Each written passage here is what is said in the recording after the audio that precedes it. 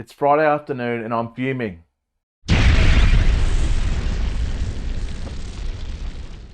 Why information requirements, and I'm talking about specifically here in Australia, more fixated on the how rather than the what?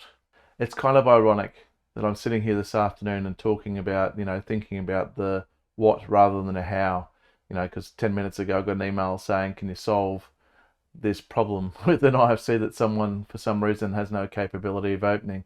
But the thing is that information requirements should be really focused on what information is delivered, not the how.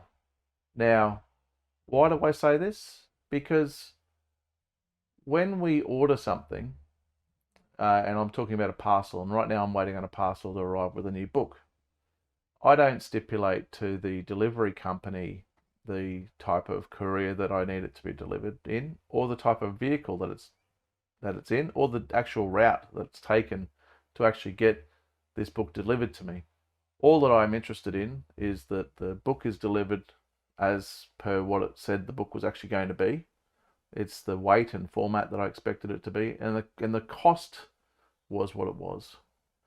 Now, there's too often I'm seeing information requirements documents that are sitting there and setting out step by step the way in which the information is to be created.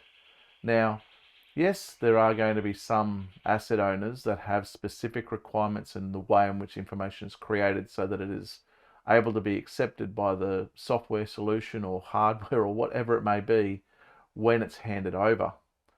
But 99% of the time, I think the focus is too much on how the information is created rather than what the information actually is. There's so much more benefit if people actually sat down. And going back to my first BIM rant about beginning with the why, once you have your why in place, it should enable you to determine what information you need.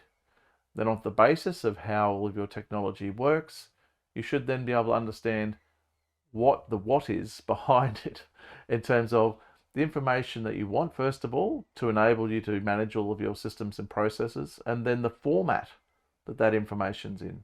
The challenge is that there's so much focus on how you actually deliver this information rather than the parameter or the column of data that this database and this information is going to be sitting in, and the naming convention of that said data. Now, imagine a situation where people actually change their focus on actually focusing on what they want. I'm not going to focus on how my book is actually delivered to me, because that really means nothing to me. All it means to anything to me is that when that book is actually delivered to my house, I can actually pick it up. The covers, as it says what it is, the contents of that information is what it is, and I'm going to get the information out of it in the way in which I needed it. So I think the challenge for everyone is for this weekend is to sit back and have a think about your information and how you actually need the information delivered to you in terms of the outcome, not the journey to getting there. And what you'll find is that if you actually change your focus from that, you actually might realize that you actually don't need as much information as you first thought. And it might actually mean that your pricing to deliver the information actually might get better, because you're not actually kind of forcing the industry to deliver it in a way in which you are saying to deliver it. They can be competitive within the market and deliver the way in which they can competitively deliver it for you. So that's the rant for this week. It could have gone either way, actually, with the email that I got 10 minutes earlier and sent an email back off and solved the challenge.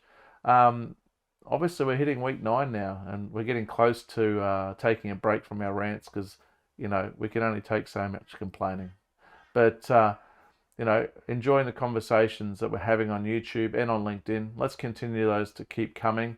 Hopefully the idea will be is generating enough conversation across the industry. I'm actually finding the guys in the UK are enjoying this more than our Australians, which is kind of sad, because it was targeted to Australians actually making a change themselves rather than, seeing that the same challenges are still going on in the UK. But until next week, see you for my next BIM rant, and hopefully you guys are doing better than some of the challenges that we're seeing here in Australia.